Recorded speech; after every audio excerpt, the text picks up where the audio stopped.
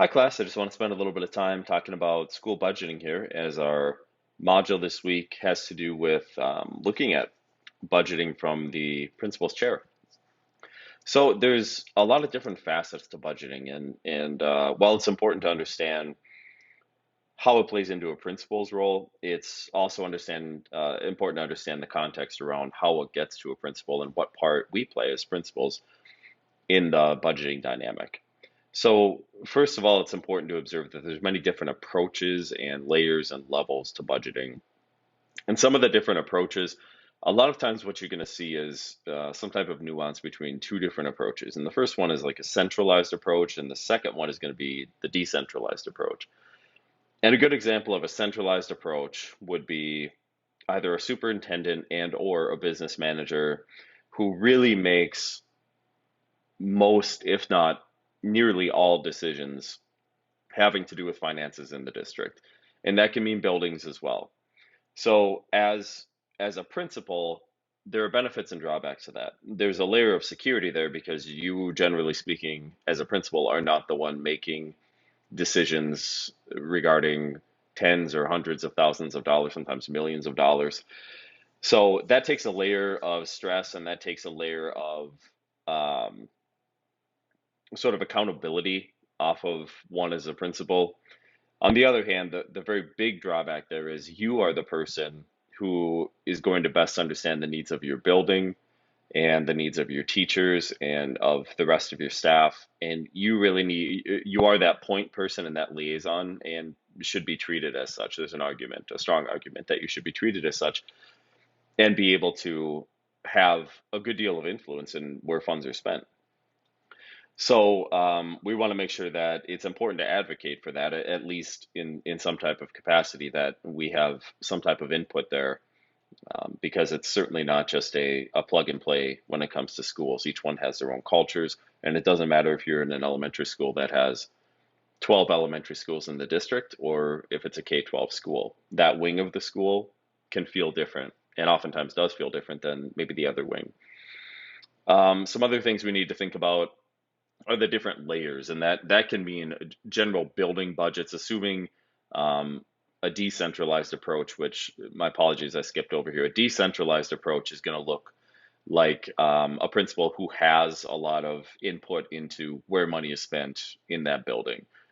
In the district, the philosophy is more of a principals get to decide or have a decent amount of decision making capacity over where money is spent in their building. Same things with directors, are able to spend on equipment that they need if it's buildings and grounds, or in certain areas that they need if it's technology or something like that.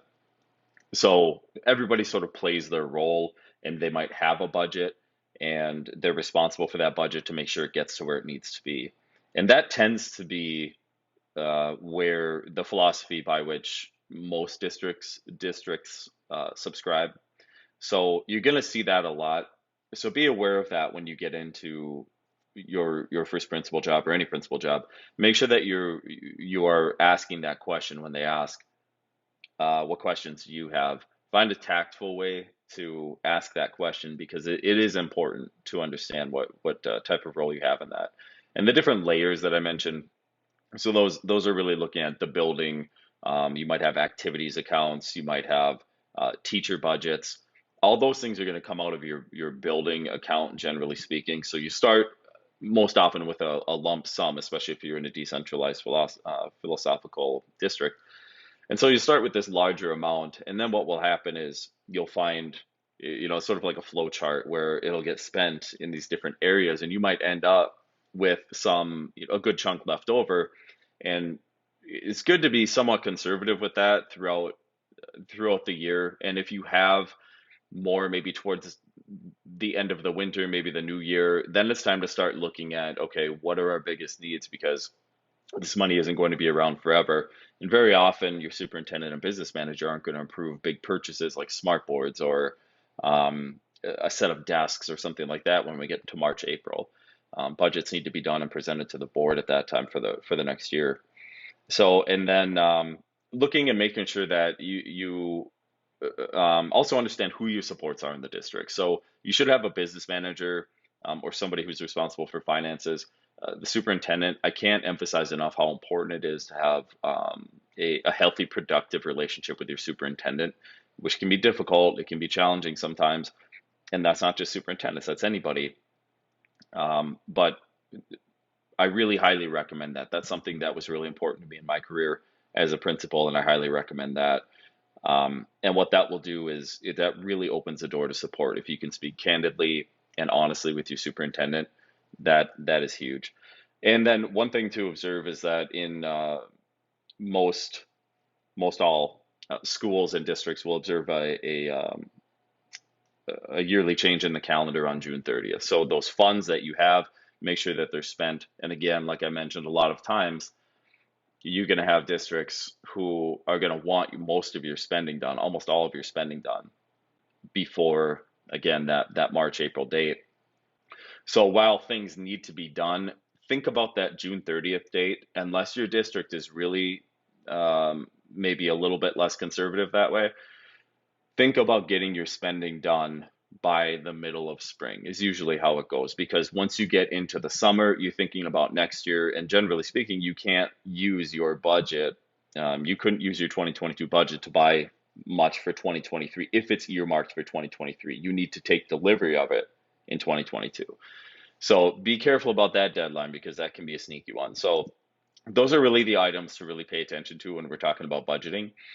And certainly those are the highlights in your project this week is also going to dig a little bit deeper into things like budget codes, which are important to understand too, because when you're coding items, you need to make sure it's going to the right account, to the right building, to the right department, and all those things. It kind of becomes the minutia sometimes, but it's really, really important that we're diligent with those things. And if we're fortunate enough to have secretaries or administrative assistants, it's not a bad idea to have those folks take a second look at it too. So, because they are there to support you, or they should be. So those are really the highlights on the school finance as it relates to this course and this sort of unit.